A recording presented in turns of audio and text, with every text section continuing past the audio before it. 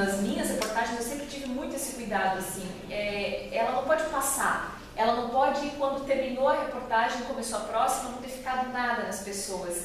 E não estamos falando de conhecimento, estamos falando de emoções, porque a gente recebe tanta informação o tempo todo, de todos os lados, e não consegue absorver tudo, que a gente precisa de emoção, para justamente fazer, inclusive no aspecto químico e bioquímico, que as pessoas fiquem com o que a gente transmitiu. E aí, a partir disso, queiram ver de novo, né? Por que a gente, às vezes, gosta tanto da reportagem daquele repórter, né? Por que quando anuncia lá a reportagem do fulano de tal, ou quando eu passo uma chamada no Globo Repórter que o repórter é tal, a gente se interessa? Porque eu penso que ele conseguiu despertar as emoções, né? Mexer com as nossas emoções. E isso é fundamental. E principalmente do ponto de vista do telejornalismo, né? Da TV, do audiovisual. Porque é claro que é possível mexer com as emoções nos meios impressos, ou se a gente ficasse com um rádio, por exemplo. É possível, é muito possível, mas é muito difícil, né? Então eu penso que tu conseguiu explorar bem o potencial do formato em explorar as emoções, né? Ao mesmo tempo, como tu conseguiu não passar batido, porque hoje em dia a gente recebe uma profusão assim, de vídeos de todos os tipos, querendo discutir todos os temas, e nós ficamos presos à história do começo ao fim. Acho que essa foi tu teve um ponto muito positivo na narrativa, ainda que depois eu vou falar um pouquinho sobre não trabalho como roteiro, né? Mas eu acho que tu conseguiu dar uma fluidez na narrativa, uma qualidade na narrativa que nos prendeu do início ao fim. Penso que teve uma hora que deu uma baixa um pouquinho, quando entrou o professor de História ali.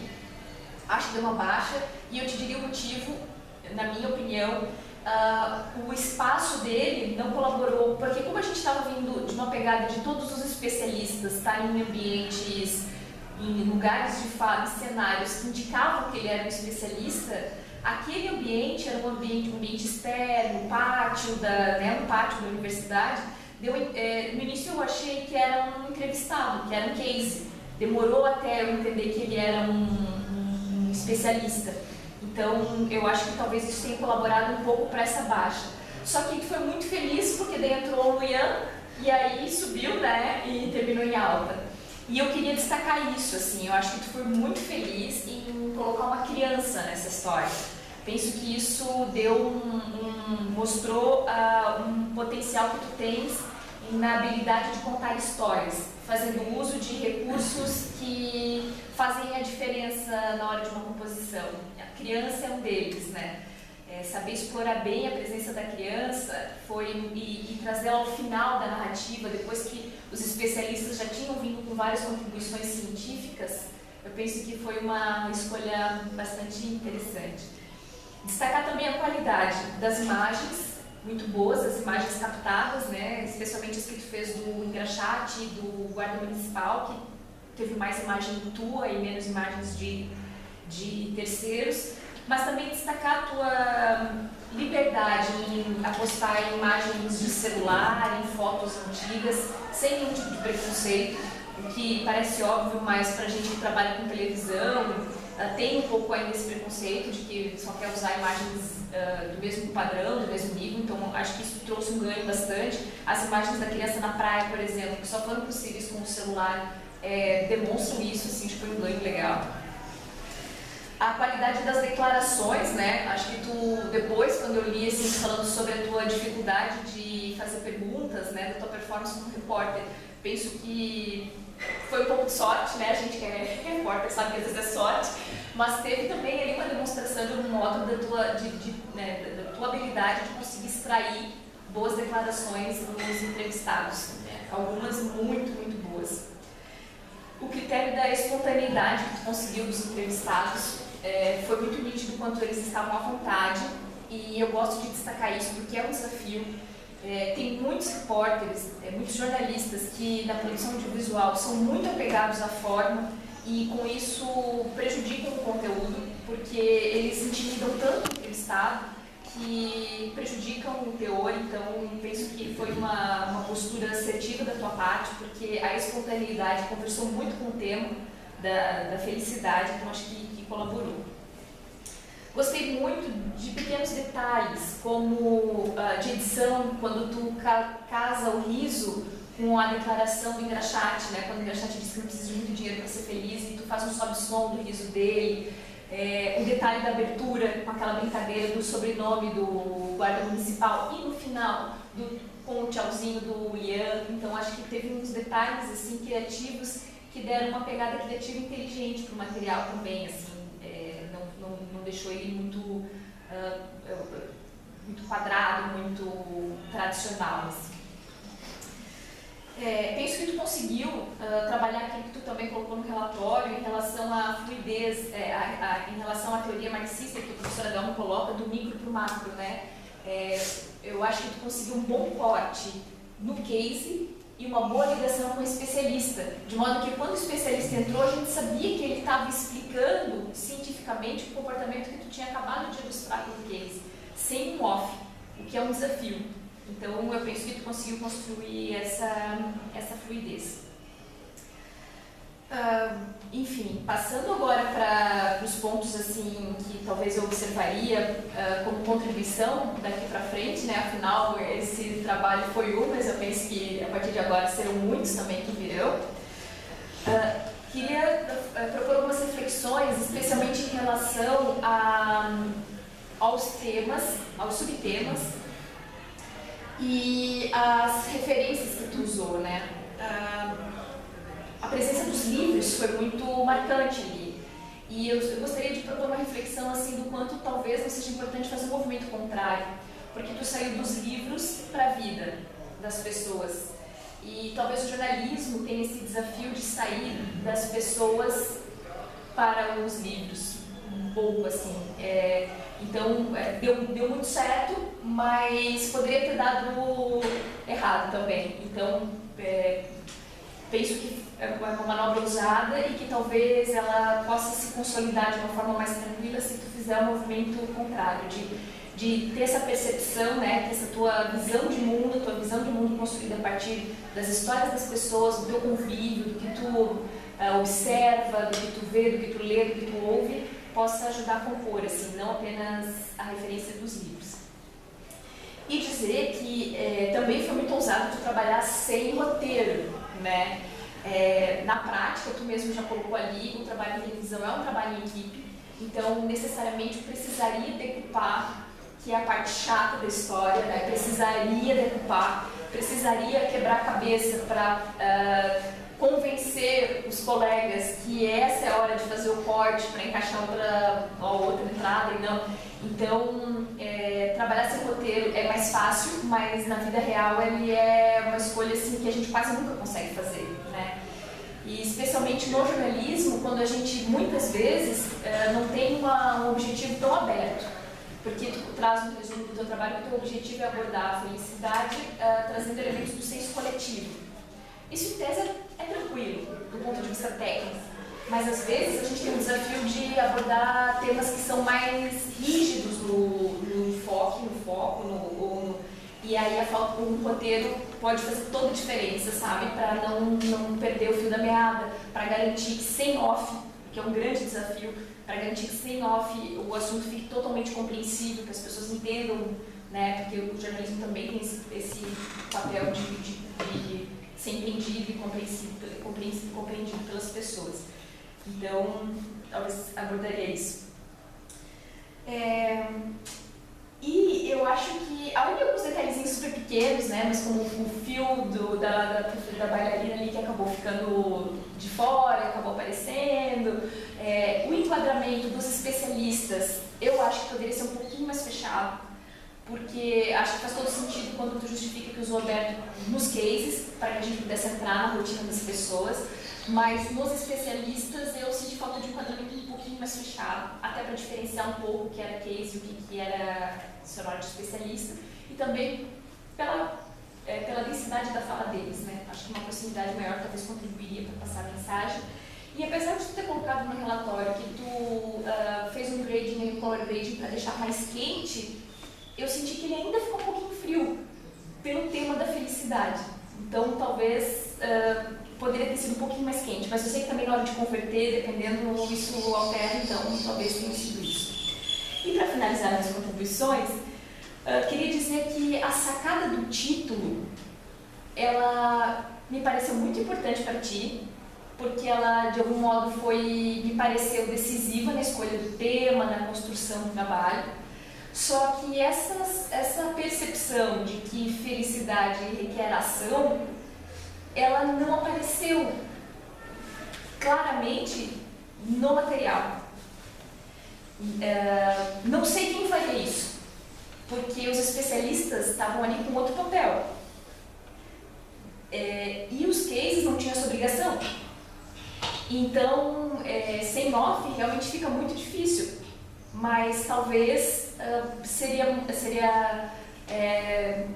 muito legal se tu conseguisse traduzir ou trazer mais essa percepção do teu entendimento de que a felicidade é interação, feliz verbo, no material, seja na fala de alguma pessoa.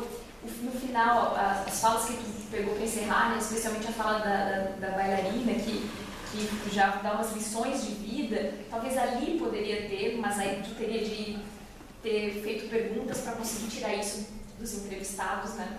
Então, apenas como sugestão, talvez poderia acrescentar. Mas gostei muito, vou compartilhar assim que for possível também nas minhas redes sociais, porque achei um trabalho muito bacana. Aprendi muito e me emocionei muito. Então, penso que por esses dois motivos o material começa a ser compartilhado. Parabéns. Quer falar alguma coisa?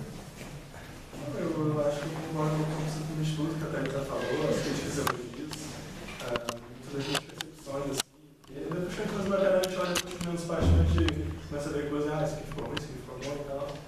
E tudo que eu percebi, assim, a Thalita comentou, e principalmente as críticas ela contribuiu muito com coisas que eu não tinha pensado ou visto, refletido. Essa questão do feliz verbo foi uma das maiores embates que eu tive, que eu pensei, cara, sem eu explicar assim, ninguém vai entender esse título aqui. Então, eu gosto muito de trabalhar com subjetividade, então não foi assim, o título foi assim, é o que eu mais gosto de fazer, e como o processo é experimental, eu queria fazer algo que fosse totalmente dentro dos meus dois confortos. Já é mais conforto que a vida. Então, pelo menos ali o tempo fosse um pouquinho desafiante nesse sentido. Então, eu concordo e agradeço muito pelas contribuições, porque realmente depois eu quero dar uma editada em algumas coisas e eu vou tentar trabalhar em cima disso. Mas não precisa editar, acho ótimo assim. Não, segundo. Pessoa digital. Então, professora Karen. Tudo bem. Chico, obrigada pelo convite. Prazer dividir com você a banca, Thalita, e com o Fernando inúmeras. E ainda teremos muitas outras, né? Boa tarde para todos da plateia, familiares, amigos, colegas, entrevistados, convidados, né, que deram tanto a energia boa para esse tema. O Chico é meu aluno há muito tempo. Às vezes a gente até chega numa banca com um aluno que coincidentemente não fez disciplinas conosco, né? Mas nesse caso a gente tem bastante trajetória juntos. E o Chico é sempre aquela pessoa que a gente encontra no corredor e ele está sempre tudo certinho, tudo alto em cima, tudo em cima, tudo e tal. Então ele tem já essa perspectiva de, né, jogar as coisas para cima, e o que eu acho legal é exatamente essa perspectiva de todo mundo está sempre achando as coisas ruins, o que está pesado, o que é difícil, e valoriza isso da vida. Só que tem tantas outras coisas maravilhosas que estavam junto desse lado, né? Ou que nos trouxeram essas possibilidades positivas, e que é isso que sedimentou o lugar que a gente chega. Né? E a sensibilidade que você teve de, olha, eu vou tratar disso. Né?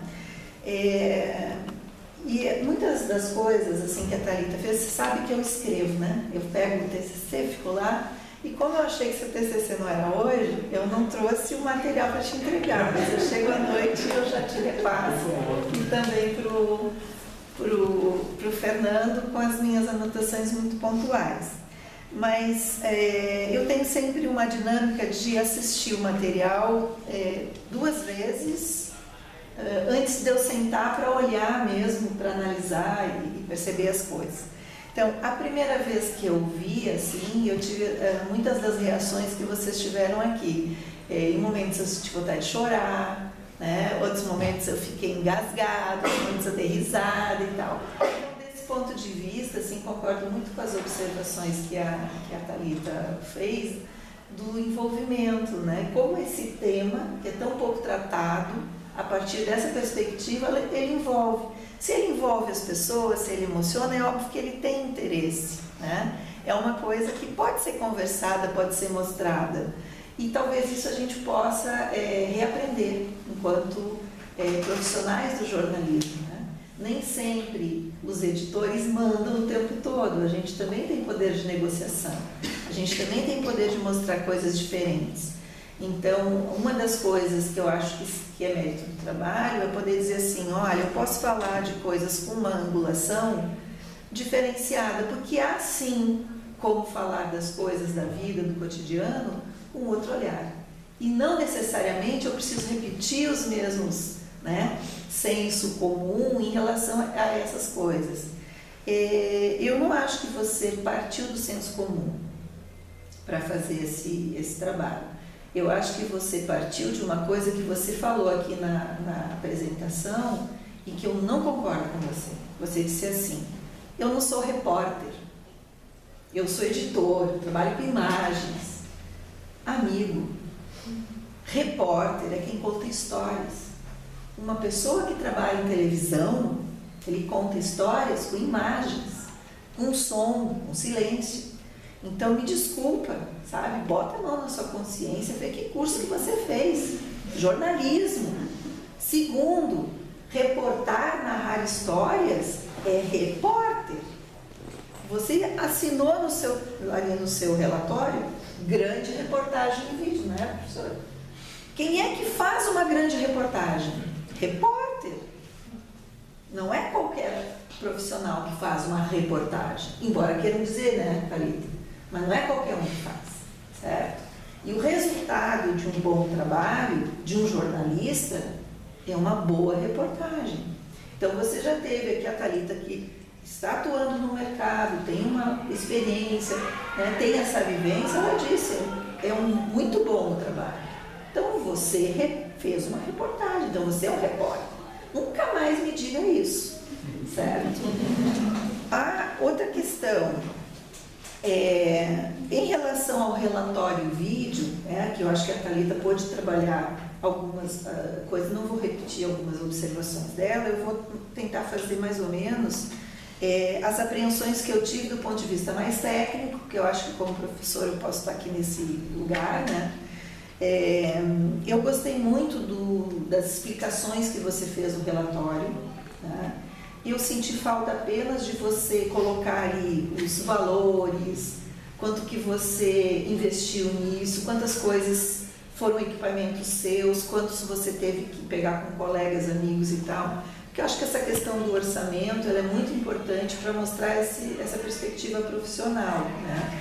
Então, você disse o que você usou, que câmeras você usou e tal, mas eu acho que poderia ter essa questão mais pontual, tá? Eu acho que isso fortalece o profissionalismo, quer dizer, para você fazer um trabalho como esse, né, não é só o feeling, não é só ter minimamente a estrutura, você precisa ter um investimento. E isso que reforça a perspectiva do trabalho profissional de jornalista, que precisa ser pago, precisa ter investimento para fazer. Então, é uma sugestão que eu acho que você deve ter isso, né? Talvez aí para a entrega final você poder inserir essa perspectiva do orçamento, que também ajuda os outros colegas a pensar, né, a demanda que precisa para poder fazer esse trabalho. Outra coisa na questão do relatório, quando você descreveu o ponto de partida, o ponto de saída em relação ao tema, eu penso assim, que existem palavras, a felicidade tem vários conceitos, né? Ser feliz tem vários conceitos e tal. E eu achei que você poderia ter, talvez, trazido um pouco mais uma discussão sobre essas coisas conformadas. Ser feliz né? Felicidade porque é uma coisa que depois você encerrava com a escolha do tema, né? E talvez do título, e talvez nos dizer ali o que te motivou para além dessa questão de um engajamento com o tema, do livro que te deu uma